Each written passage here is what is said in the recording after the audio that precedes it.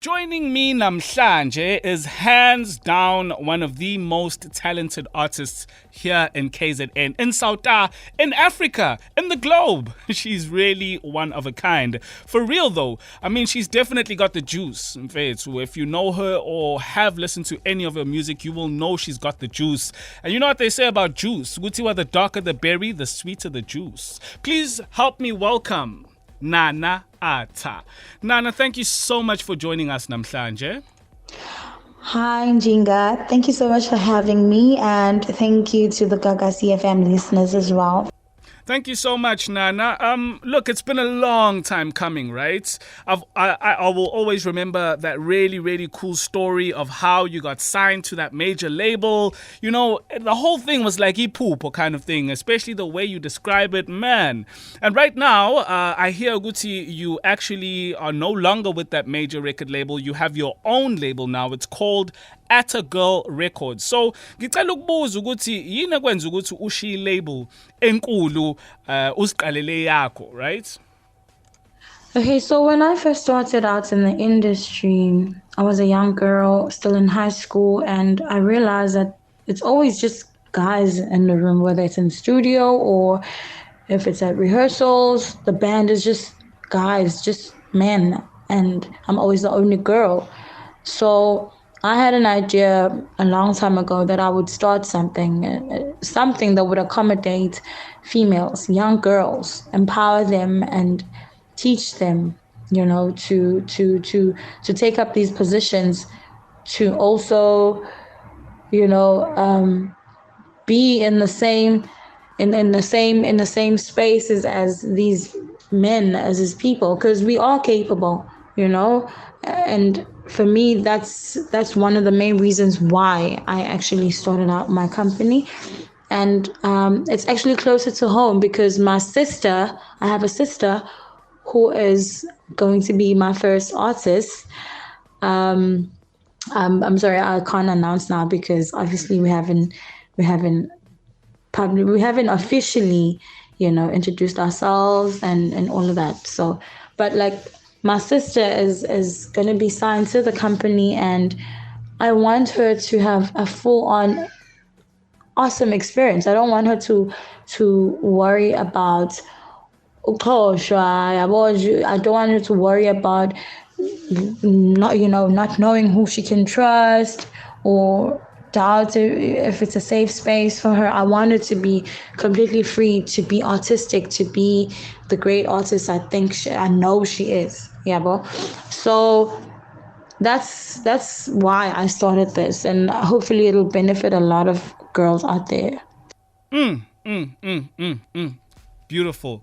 So, look, Nana, your song Aboutfana is doing amazing, right? I just want to know, is it just a single nje, or Noma, is it part of a project nyana or something like that? Is there a project coming?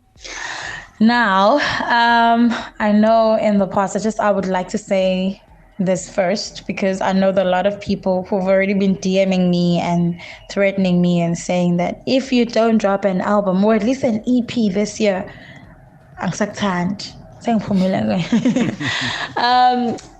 I just want to say thank you to all the people that support me firstly before I answer your question.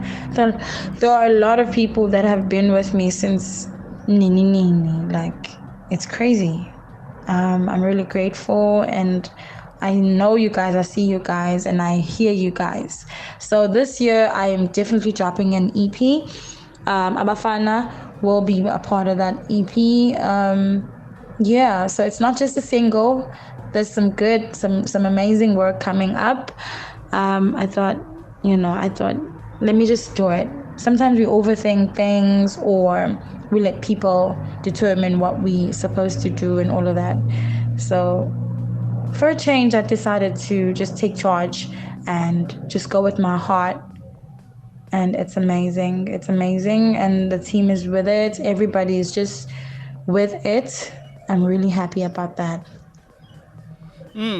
As you should be, Nana, as you should be. Look, Nana, I've actually been a fan for a while now. I really love your voice.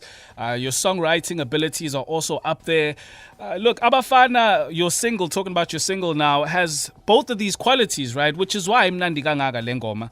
Manje awusho, were you a victim of umjolo the pandemic when you wrote this song? Because it seems like, really, really deep stuff happened to you, right? Kwakwenzeke njani?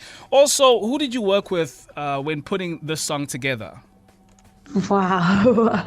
Njalo the pandemic. No. So as much as I've had my own fair share of heartbreaks, which I'm sure that's why a lot of people relate to the song, because they have had experiences similar to this, or to what I talk about in the song. If you notice in the song, I don't talk about one incident. I don't just talk about heartbreak. I talk about physical abuse. I talk about betrayal. Even though the way that I put it's kind of corny and funny somehow, but it's if you listen carefully, all the things that I talk about are things that we as women, especially in South Africa, we went through all these things. We went through a lot of them last year. Last year was a very scary year for South African women, or women in general, all around the world. We were being murdered by our partners, we were being raped, we were being beaten up, we were being abducted. A lot of stuff was happening. It was a scary time for women. 2020 was really a really hectic time for us. I remember crying in an Uber because the driver took a different route. And I started crying, and I started telling him, "Butwami, just know that I will not go down without a fight." He literally stopped, and he turned around and took the route that I knew, because I was really shaking and I was crying, uncontrollably crying. It was really scary. So that's where the song comes from. It's not necessarily about, heartbreak, even though that is a part of the abuse, that I'm tackling in the song. It's not all about it though. So in the song, I worked with dope producers. I worked with the Skills are Charlie. I call him Skills with Duvet. I worked with Umtunzi. Umtunzi actually co-wrote on a second verse, and Uzex as well was part of a production. Uzex was the executive producer in the song. So we had a really, really great time making the song, and we're really happy with how it's doing right now. Thank you so much for isikhathi Nana. And as I know that you've been in the game for the longest time, but I have a feeling that you're only just getting started.